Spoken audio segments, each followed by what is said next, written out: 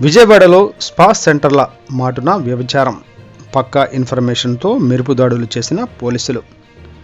విజయవాడలోని మసాజ్ సెంటర్ల ముసుగులో వ్యభిచారం సాగుతోందన్న సమాచారంతో పోలీసులు స్పా సెంటర్లపై మెరుపు దాడులు చేశారు.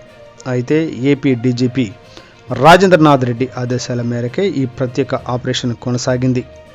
ఇక ఈ ఆపరేషన్లో ఇసుక, మట్టి, మద్యం అక్రమ తరలింపును అరికట్టేందుకు ఏర్పడిన స్పెషల్ ఎన్ఫోర్స్మెంట్ బ్యూరో అధికారులతో సహా 62 మంది 10 బృందాలుగా ఏకకాలంలో విజయవాడలో పరిధిలో వచ్చే కృష్ణా, ఎన్టీఆర్ జిల్లాల్లోని గల 6 స్పా సెంటర్లపై ఏకకాలంలో మెరుపు దాడులు చేశారు.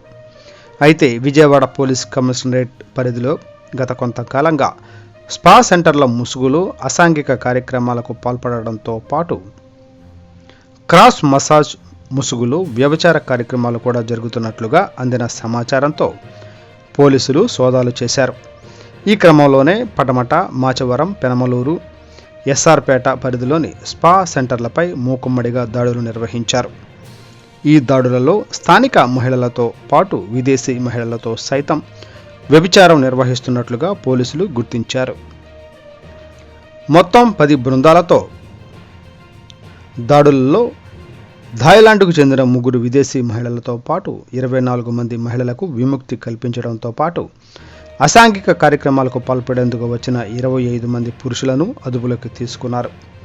కాగా స్పా సెంటర్ ముసుగులో అసాంఘిక కార్యక్రమాలకు పాల్పడుతున్న 5 నిర్వాహకులను అదుపులోకి తీసుకొని కేసు నమోదు చేశారు.